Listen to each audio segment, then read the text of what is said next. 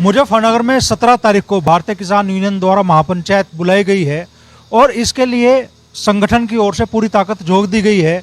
गांव-गांव, ब्लॉक-ब्लॉक जाके भारतीय किसान यूनियन के नेता इस महापंचायत में लोगों को बुला रहे हैं। इस महापंचायत के जरिए किन मुद्दों को आवाज़ दी जाएगी और इसके साथ ही हरिद्वार में जो प्रकरण चल रहा है प्रणव सिंह चैंपियन और विधायक उमेश कुमार के बीच, उसमें समझौते की जो पहल की थी किसान नेता चौधरी राकेश टिकैत ने, प्रणव चैंपियन ने उस पहल को खारिज कर दिया है। तो इन्हीं सारे मुद्दों पे बात करने के लिए हमारे साथ किसान नेता चौधरी राकेश टिकैत जी मौजूद है। तो चौधरी साहब, 17 तारीख की पंचायत के लिए बड़ी ताकत आप लोगों ने लगा दी है। कितनी बड़ी तादाद में किसानों की जुटने की संभावना है इस पंचायत में? नहीं, आएंगे, गांव से लोग आएंगे और क्योंकि 2-3 साल में एक पंचायत हो जानी चाहिए। हर डिस्ट्रिक्ट में एक बड़ी पंचायत होती रहनी चाहिए, उससे सब लोग एकजुट हो जा। उसमें बाहर के लोग भी आ जाते हैं। इस पंचायत में भी एसकेएम के लोग आएंगे और ये पूरे देश में इस तरह के प्रोग्राम लगे हुए हैं। जो भारत सरकार ने जो वादा किया था उस वादे को पूरा नहीं करा गया। इसमें बड़ा सवाल है एमएसपी गारंटी कानून का, स्वामीनाथन कमेटी की रिपोर्ट का, कर्जा माफी का। तो ये बड़े सवाल रहेंगे। बिजली जिस तरह से प्राइवेट होती जा रही, तो बिजली में खाली किसान नहीं दुखी होगा, उससे जो उसका प्रभाव पड़ेगा वो आम आदमी पे भी पड़ेगा और पड़ भी रहा है। एक गांव को अगर डिटेल लगा ले, कितने उस पर छापे डले गांव में, कितना उनसे रिकवरी हुआ है, तो बहुत पैसा बिजली विभाग में भी जा रहा है। तो ये सारे इस मुद्दे में रहेंगे। गन्ना भुगतान का है, गन्ने का भाव नहीं बढ़ाया, फरवरी आ गई, भाव बढ़ाए नहीं, तो क्या अगले साल बढ़ाएंगे या 2027 में बढ़ाएंगे इलेक्शन से पहले? ये भी हो सकता है कि 26 में ये डिक्लेयर करें और 27 में इलेक्शन है, तो ये भी हो सकता है। तो क्या किसानों की उम्मीद टूट रही है कि भाई योगी सरकार गन्ने का भाव बढ़ाओगे? नहीं टूट रही पूरी। किसानों को संगठित होना पड़ेगा, किसानों को प्रोग्राम करने पड़ेंगे, बड़ी पंचायतें करनी पड़ेगी, उनको अपने संगठन को मजबूत करना पड़ेगा। जो गांव के लोग हैं वो भी जातियों में बांट दिए सरकारों ने। ये किसान जाति है, मजदूर हैं, ये सब एक ही हैं। जो गांव में लोग रहते हैं उनकी एक जाति है।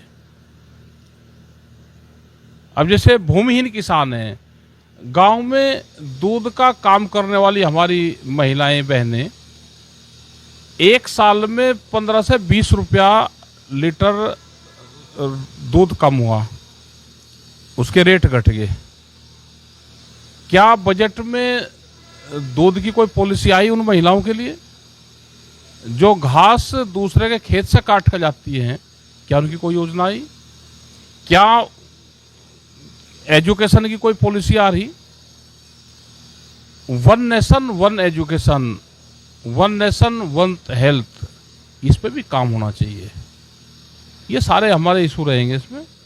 और जो नया एक ड्राफ्ट एग्रीकल्चर का आया, उसमें जो मंडी का है कि मंडी धीरे धीरे ये सिलो पोजीशन की तरह मंडियां खत्म हो जाएगी 10, 15, 20 साल में।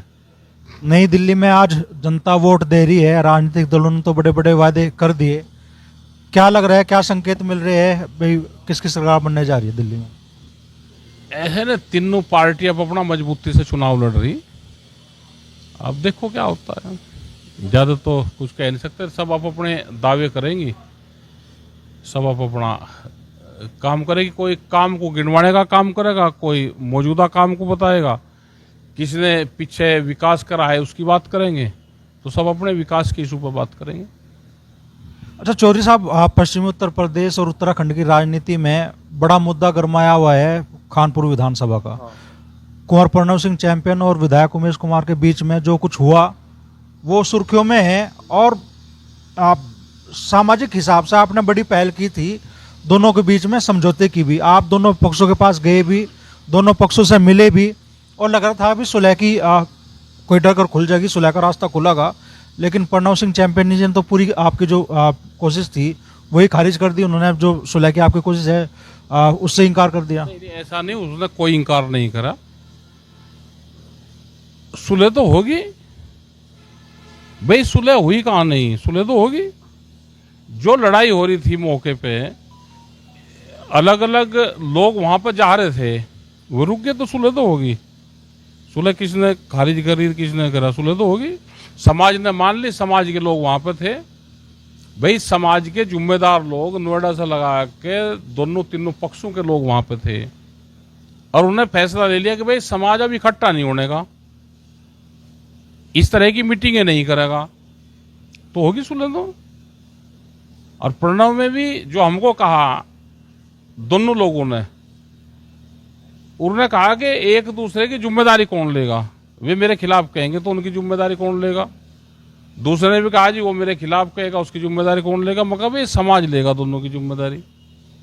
तो समाज ने जिम्मेदारी ले ली, एक दूसरे ने पंचायतें बंद कर दी, अपना एक अंदर जेल में अपना बेल करवाओ और अपना शांति से सब लोग अपना बाहर रहो, तो सुलह तो होगी।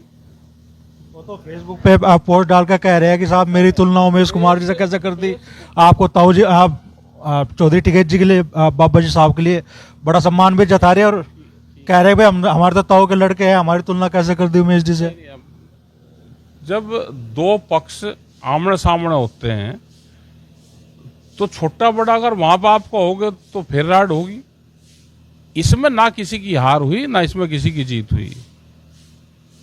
सारे समाज के लिए तो सब लोग बराबर होते हैं। जब देश में वोट का अधिकार सबको बराबर है,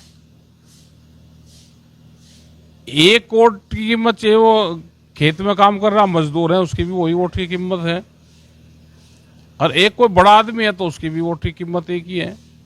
तो सबको वोट का अधिकार एक है। तो और देश में चल ही रहा वन नेशन और वन इलेक्शन की बात चली रही।